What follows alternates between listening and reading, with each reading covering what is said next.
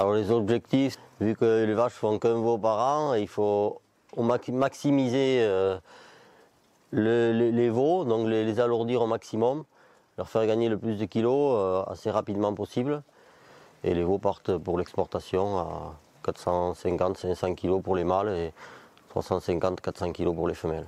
Alors, je travaille avec Arteris aussi pour sur la complémentation des mères, pour avoir des veaux vigoureux et bien productifs dès le plus jeune âge. Ce que je trouve passionnant dans mon métier, c'est que c'est chaque jour différent. Il faut s'adapter dans une vision globale au contexte de chaque exploitation, à ses objectifs. Et j'ai été appuyée par l'expérience de mes collègues à Arteris, mais aussi ce qui est important, c'est de pouvoir réactualiser ses connaissances, être en permanence dans une démarche d'apporter le meilleur conseil à l'éleveur.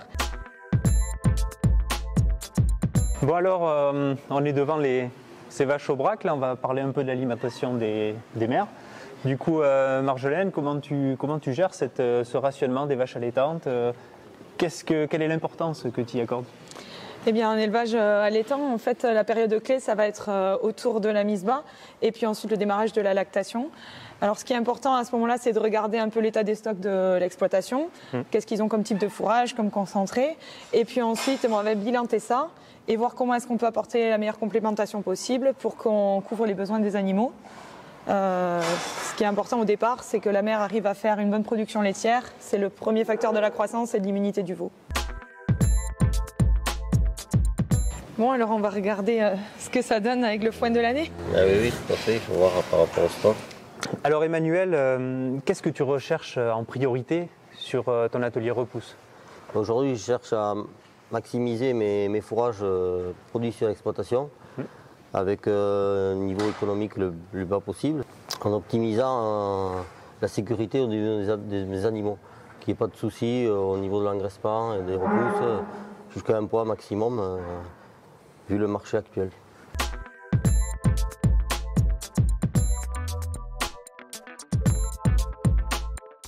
Au niveau des outils, Chorus, c'est des choses que tu utilises quotidiennement. Quelle est ton utilisation de ces outils-là? Aujourd'hui, c'est une utilisation quotidienne, que ce soit pour l'engraissement ou pour les animaux reproducteurs au sein des élevages. Et c'est un outil qu'on maîtrise très bien et qui est très bien adapté pour bien évaluer les besoins des animaux et notamment faire le lien entre ce qu'on a sur l'exploitation, les performances, et on est toujours dans cet aller-retour entre le calcul et la réalité du terrain. Alors la particularité de ton exploitation, Emmanuel, c'est que tu vas repousser tous les broutards, c'est ce que tu nous expliquais. Du coup, Marjolaine, quelles sont les principales étapes dans l'élaboration d'une ration? Par quoi tu commences? Eh bien, ce que j'ai commencé à faire, c'est que je suis venue prendre un échantillon de l'ensilage de maïs de cette année.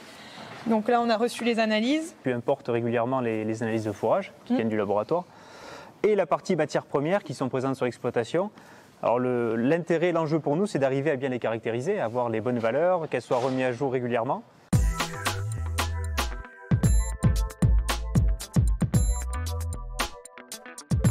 C'est une base de données où il y a à peu près 300 matières premières qui sont caractérisées. On a plus de 1000 nutriments par espèce.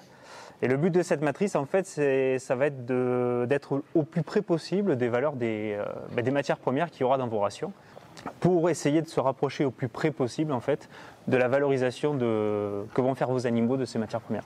Donc, toutes ces matrices-là, elles sont incorporées dans le fichier aliment de Chorus. Et donc régulièrement, vous avez une mise à jour qui tient compte des évolutions des matières premières. Oui, ces nutriments-là spécifiques, glucides ruminaux, protéines ruminales, on a développé ça à CCPA et on l'a mis dans le logiciel Chorus, le but étant de caler au mieux la ration. On tient compte de tous les paramètres d'environnement, donc la race, des aubracs dans ton cas, le poids vif, le type de bâtiment, les conditions du climat, de température. Donc avec tous ces paramètres-là, on va essayer de calculer la meilleure ration possible pour que tu puisses avoir le bon niveau de production pour tes veaux. Alors ici, on a des veaux qui arrivent de la montagne à peu près à 300 kg. On va essayer de les monter autour de 450-500 kg avec un GMQ environ 1,6 kg, 1,7 kg. Donc c'est ce qu'on a rentré dans les paramètres.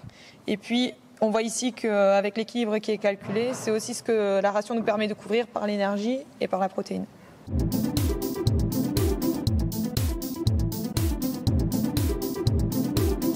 On va rentrer dans le vif du sujet. On va essayer de déterminer quel est l'aliment le plus adapté pour cette ration. Oui, mais exactement. Donc ici, voilà, on a choisi un correcteur azoté, en fait, qui permet d'augmenter la protéine ruminale et de couvrir les besoins, en fait, et de bien valoriser l'énergie qu'on a dans l'ensilage de maïs et puis la céréale qu'on a apportée en complément.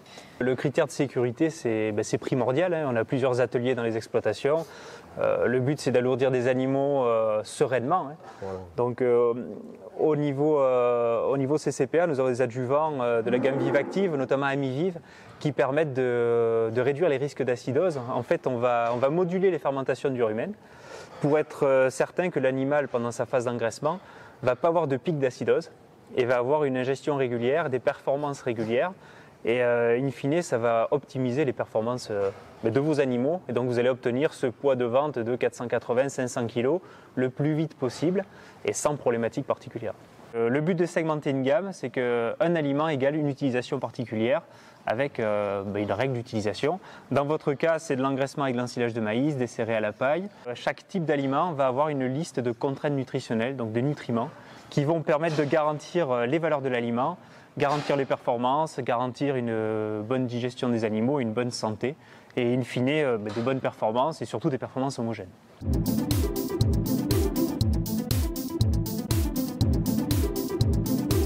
Maintenant, dernière étape, on va valider l'intérêt économique de la repousse.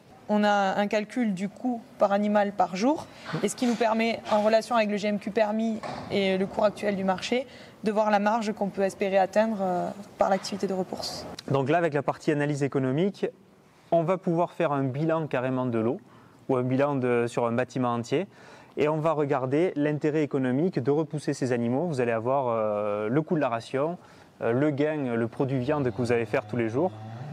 Et à la fin, donc, la marge sur coût alimentaire, soit par veau, soit par bande, soit éventuellement même par place. Et c'est cet outil-là qui va permettre en fait de simuler l'intérêt de la repousse.